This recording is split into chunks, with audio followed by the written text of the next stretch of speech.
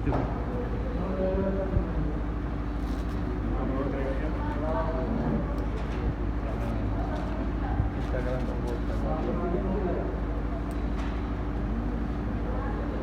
क्या होती है सबसे पहले बताओ? Arterial blood case. ऐसे ही सेम होता है बीबीसी। बीबीसी क्या होता है? अगर सिंपल आर्टरी से निकालेंगे तो आर्टेरियल ब्लड केस और वेनस से निकालेंगे तो वीनस ब्लड केस। क्या डिफरेंस होगा दोनों में? ऑक्सीजनेटेड ब्लड का सेचुरेशन जो है वो जो PO2 की कंसंट्रेशन है वो एबीसी में हाई आएगी और दूसरा उसमें जो SO2 दिखेगा वो मॉनिटर के SO2 के बराबर होगा। ठीक है, मॉनिटर का SPO2 और एबीसी का SO2 इक्वल आएगा लगभग। ठीक है, इसका मतलब ये क्या है? एबीसी है, अदरवाइज बीबीसी है। ठीक है, बीबीसी होगा तो PO2 कम हो जाएगा, PCO2 बढ़ जाएगा तुलनात्मक और SO2 कम आएगा उसमें। ठीक है, अब तीन तरह की एबीसी अपन देख सकते हैं। एक में pH 7.4 होगी normal, less than 7.4 acidosis, more than 7.4 alkalosis. ठीक है, फिलहाल ये मान रहा हूँ कि एग्जैक्ट 7.4 pH से जो भी कैलकुलेशन है एग्जैक्ट 7.4 pH से करेंगे। 7.4 नॉर्मल क्या होती है? 7.36 से 7.4। पर मैं ये मानूंगा कि ना तो मेरी सारी कैलकुलेशन जितनी भी बेस्ड होगी एग्जैक्ट मैं मानूंगा कि 7.4 pH इज नॉर्मल। हमारा क्वेश्चन कभी गलत नहीं हुआ इससे।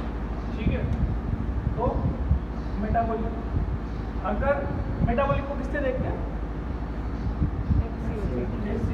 रेस्पिरेटरी को किससे देखेंगे? CO2 से। तो इनकी नॉर्मल कंसंट्रेशन पता होनी चाहिए। ठीक है, नॉर्मल कंसंट्रेशन आइडियली पता होनी चाहिए अपने को कि ये नॉर्मल कंसंट्रेशन क्या होती है। तो अगर एक एबीजी की बात करें तो एबीजी में बाइकार 22 to 26। ठीक है, इसको 21 से 25 भी बोल दो, कुछ लोग 20 to 24 भी बोलते हैं, कोई फर्क नहीं पड़ता उससे। Next PCO2 35 to 45। अगर यही चीज अगर बीबीजी है तो 40 to 50 PCO2। ठीक है, बस इतना सा नॉर्मल कंसंट्रेशन है। अब इसको ध्यान में रखना अपने को। अब हम ना हमने ये देख लिया, ये देख लिया, ये देख लिया। अब शरीर में बीमारी होती है ना तो there are 2 types of disease, जिसमें या तो आइदर रेस्पिरेटरी पैरामीटर्स डिस्टर्ब होंगे या फिर मेटाबॉलिक होंगे, और एक बार में दोनों बहुत रेयर होंगे। ठीक है, तो हम बात कर लेते हैं थोड़ी देर के लिए कि कोई सी भी ऐसी डिजीज है जिसमें बाइकार्ब डिस्टर्ब हो। ठीक है, सबसे पहले किसी भी एबीजी में देखना है अपन को पीएच के अलावा किसी को नहीं देखना। सबसे पहले पीएच देखा, ये वाली पीएच थी 7.36। मैंने दिमाग में बिठा लिया कि ये टाइप ऑफ एसिडोसिस है। ठीक है, अब टाइप ऑफ एसिडोसिस दो ही तरीके से हो सकता है, या तो रेस्पिरेटरी हो या मेटाबॉलिक। तब दिमाग चलाओ कि मेटाबॉलिक एसिडोसिस होगा तो क्यों होगा? बाइकार्ब कम हो जाएगा। तो मेटाबॉलिक एसिडोसिस में क्या होगा? बाइकार्ब कम होगा। ठीक है, क्योंकि ये निगेटिव आयन है, कम होगा तो अल्कलाइन नेचर का है, कम हो जाएगा तो एसिडिक नेचर बढ़ जाएगी। सिंपल सी बात। अब यही एसिडोसिस अगर बाइकार्ब पीएच देखा था 7.36, बाइकार्ब कम आ रहा है क्या उसमें देख लो, आ रहा है तो जस्टिफाइड है कि मेटाबॉलिक एसिडोसिस। ठीक है, एक पैरामीटर देखा उससे जस्टिफिकेशन हो गया। इससे जस्टिफिकेशन नहीं हुआ तो PCO2 देखेंगे। अब PCO2 क्या मिलेगा अगर एसिडोसिस है तो, क्योंकि CO2 एसिडिक नेचर की होती है तो ब्लड में डिसोल्व होकर बाइक कार्बोनिक एसिड बनाएगी, कार्बनिक एसिड बनाएगी तो पीएच कम करेगी। तो या तो CO2 ज़्यादा मिलेगा या बाइकार्ब कम मिलेगा। हमें क्या देखना है? सबसे पहले पीएच देखेंगे। पीएच देखने के बाद में हम इन दोनों में से एक देखेंगे कौन जस्टिफाई कर रहा है इसको। अगर ये जस्टिफाई कर रहा है तो आंसर इज मेटाबॉलिक एसिडोसिस। उसके बाद देखेंगे अपन मेटाबॉलिक एसिडोसिस आइडेंटिफिकेशन हो गया, उसके बाद हम ये देखेंगे कि मेटाबॉलिक एसिडोसिस में आगे PCO2 क्या है। ठीक है, ऐसे ही सेम अल्कलोसिस, अगर मेटाबॉलिक है तो क्या होगा? बाइकार्ब बढ़ेगा और रेस्पिरेटरी और PCO2 कम होगा। ठीक है, मैनेजमेंट इतना इंपॉर्टेंट नहीं है, मैनेजमेंट बहुत आसान है, जितना ये समझना कि ये, क्योंकि आंसर हमेशा गलत होता है, मोस्ट ऑफ द केसेस में गलत नहीं होगा, लेकिन आज के बाद कभी गलत नहीं होगा अगर तुम दिमाग लगाओ।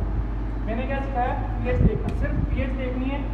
पीएच देखने के बाद में देखना है कि बाइकार्ब कम आ रहा है या PCO2 ज़्यादा है, एक चीज़ परफेक्ट होती है। और वैसे भी देख लो मान कि अगर एसिडोसिस है और बाइकार्ब की वैल्यूज 26 से 27, तो इसका मतलब पक्का ये तो आंसर हो नहीं सकता, यही आंसर है, बात कर लो।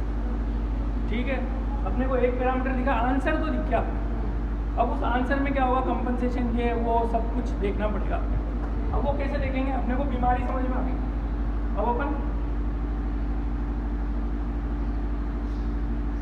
कंपनसेशन देखते हैं। ठीक है, कैसे देखेंगे, हमें समझ में आ गया कि मेटाबॉलिक एसिडोसिस थी। क्या समझ में आया कि मेटाबॉलिक एसिडोसिस से बाइकार्ब कम हो रहा है, तो इसका कंपनसेशन बॉडी में हर जगह टाइम कंपनसेशन चलता है। तो बॉडी में कंपनसेशन हुआ तो क्या होगा, रेस्पिरेटरी पार्ट उसको मेटाबॉलिक को कंपनसेट करेगा। अब मेटाबॉलिक एसिडोसिस है तो पहले होगा रेस्पिरेटरी कंपनसेशन और फिर बाद में लिखेंगे अपन मेटाबॉलिक, क्योंकि अपन ने पहले मेटाबॉलिक लिखा है।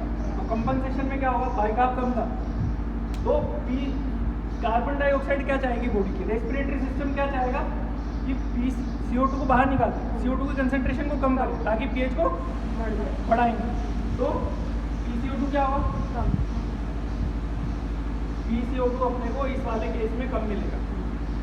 ठीक है, क्योंकि बॉडी चाह रही है कि CO2 बाहर निकले, CO2 बाहर निकलेगी तो क्या होगा, pH को बढ़ाएगा, तो ये इसको कंपनसेट करेगा। नेक्स्ट रेस्पिरेटरी एसिडोसिस था, तो अब कौन कंपनसेट करेगा, मेटाबॉलिक।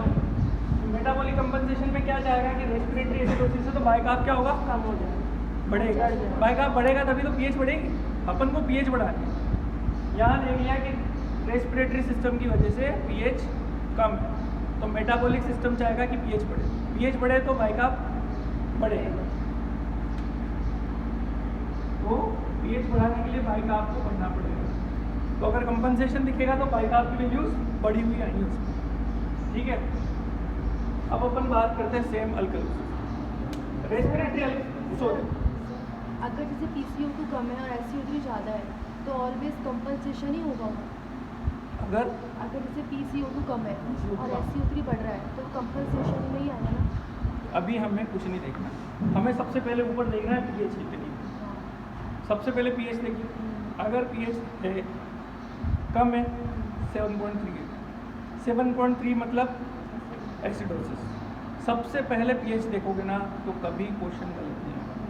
सबसे पहले pH देखी एसिडोसिस से, एसिडोसिस के बाद में क्या लिखा, बाइकार्ब कम है, बाइकार्ब कम है तो मेटाबॉलिक एसिडोसिस। अब कंपनसेशन हो भी सकता है, नहीं भी हो सकता।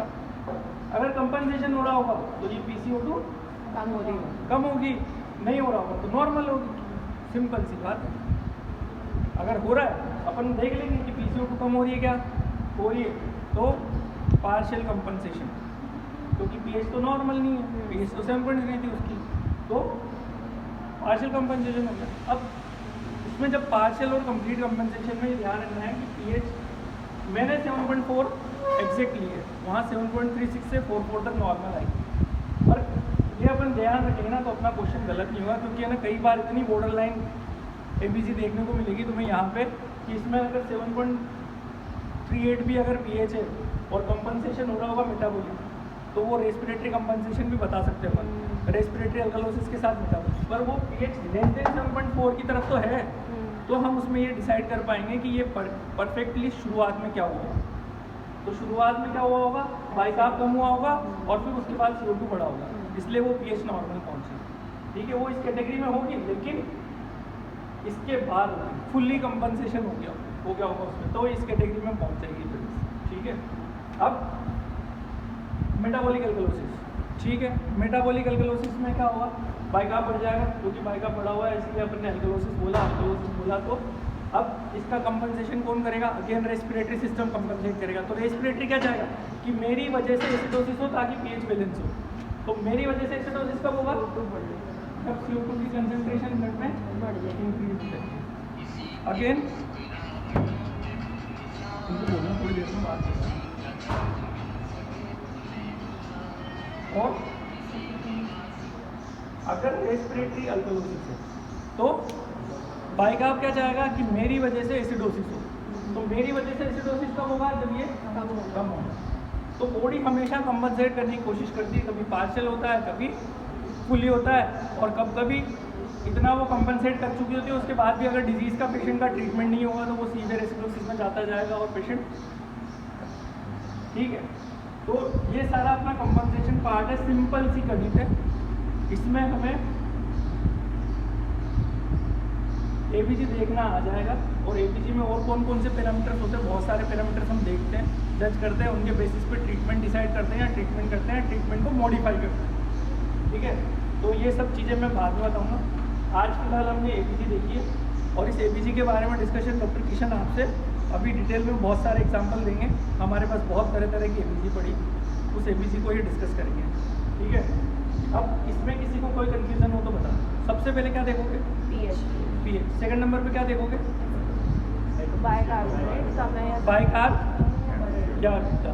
तो अगर अपन ने बाइकार्ब देखना सीख लिया, पीएच देख लिया एसिडोसिस से, बाइकार्ब अगर ज़्यादा है, पीएच एसिडोसिस से, तो यहीं पे आप समझ जाओगे कि यार ये तो रेस्पिरेटरी पार्ट है, क्योंकि बाइकार्ब तो ज़्यादा है और एसिडोसिस में तो कम आना चाहिए। तो हमें सेकंड स्टेप पे एबीजी का डायग्नोसिस पता चलता है। फिर हमारे ब्रेन में ये चल चुका है कि यार ये तो ज़्यादा आ रहा था और ये एसिडोसिस था, तो इसका मतलब PCO2 ज़्यादा हुआ आना चाहिए। हम देखेंगे अपन को ज़्यादा ही मिलेगा, बहुत रेयर केस में दोनों डिजीज़ एक साथ दिखेंगे, ठीक है, जनरली नहीं दिखेगी, और तुम्हें ऐसा कंफ्यूजिंग आएगा भी। फिर ये कंपनसेशन होगा, कंपनसेशन भी ब्रेन में चलाते रहो कि मेटाबॉलिक एसिडोसिस है मतलब रेस्पिरेटरी कंपनसेट करेगा, रेस्पिरेटरी कंपनसेट करेगा तो क्या होगा? रेस्पिरेटरी अल्कलोसिस होगा, तो CO2 को कम करना पड़ेगा, सिंपल सी बात। अब पूरा पीएच बैलेंस हो गया तो फुली कंपनसेशन है, नहीं हुआ तो नहीं है। नॉर्मल में नॉर्मल पीएच दिखेगी, बाइकार्ब नॉर्मल दिखेगा, PCO2 नॉर्मल दिखेगा, तो हमें कोई दिक्कत ही नहीं है, ठीक है।